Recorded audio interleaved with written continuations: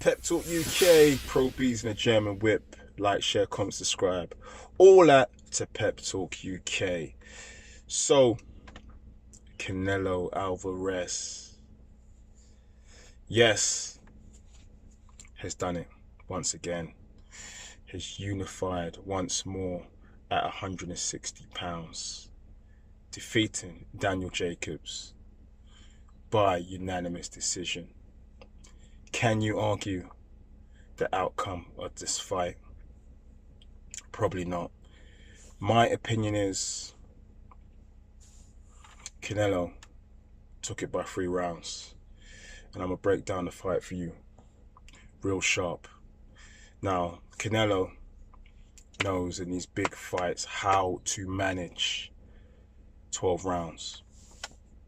Start fast, whip them body shots in, let the judges know what your intentions are, to really assert your authority by taking the center of the ring. Also, you saw in Canelo a man that was using his experience, a man that's done many rounds in his career. He's been in the game since he was 15, won multiple titles, and the reason why he's done that is because he knows how to manage fights. Daniel Jacobs, for me, for him to win this fight, would have had to knock out Canelo, and nobody's done that thus far. His Canelo's only defeat coming to the great Floyd Mayweather, and since that day, Canelo has really become an iconic figure in boxing. Now back to the fight. First couple of rounds, as usual, a little bit cagey. Both fighters figuring out what the intentions are. After that, usually you start to see fighters come out a bit more, and Canelo certainly did that. I talked about whipping in the body shots. Yeah, he was working that body like a PT. Wow. Similar to the fight against Triple G, Canelo asserting his authority by trying to slow down his opponent, who came in over the rehydration clause, 173 pounds, and Canelo's objective was clear. I'm against a bigger man, let me slow him down. Jacobs is good with lateral movement around the ring, but I'm going to take the center of the ring, slow him down, and systematically dominate Daniel Jacobs. He didn't dominate Daniel Jacobs, but in the early part of the fight, Canelo was very much on top. After the initial dominance of Canelo, I found in particular Jacobs was starting to get his groove, started to get his way back into the fight. I mean, this man has beat cancer. This man knows how to overcome adversity, and he was doing that at some point during the fight. He absorbed some of the brilliant work that Canelo was putting together, and there came a point in the fight where, wow, it was like it kicked into another gear, and Daniel Jacobs really showed us why he had become a world champion, why he had beat cancer, and why he is recognized as one of the best middleweights. Why Daniel Jacobs is called a miracle man.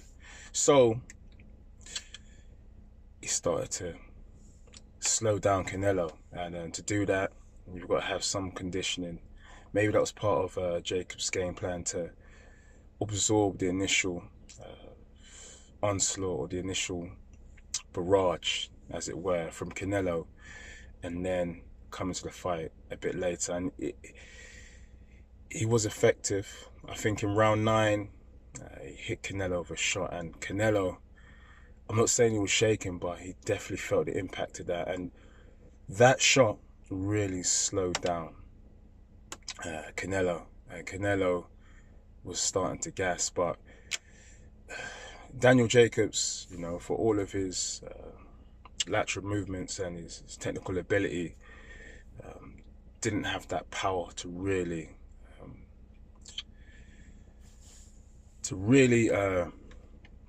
hurt Canelo. I mean, Canelo, people use the term granite chin. Mate, Canelo's got a granite chin.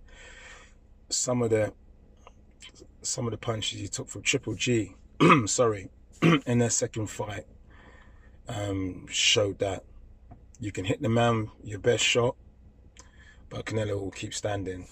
And what Canelo did, which was pretty smart, was he hung in there when he was tired, and towards the latter rounds, this is what I'm saying, fight management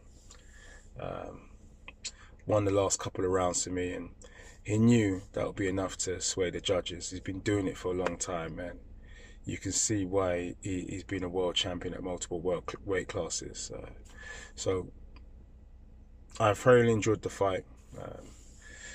Canelo, what does he do next? Another Triple G fight? He was in the arena, maybe.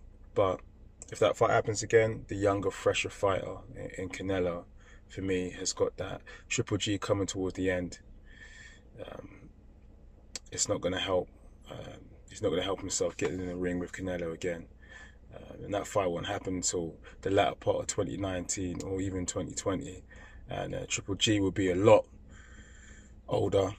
And Canelo is a man that's fully in his prime. Yeah, fully in his prime.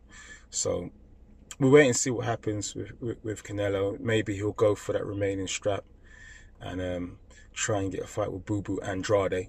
Boo Boo. But overall, you got to hand it to Canelo. Hell of a fighter. Cinco de Mayo weekend. Once again, Canelo's been the star of the show. Pep Talk UK. Like, share, comment, subscribe to the Pep Talk boys. Thank you.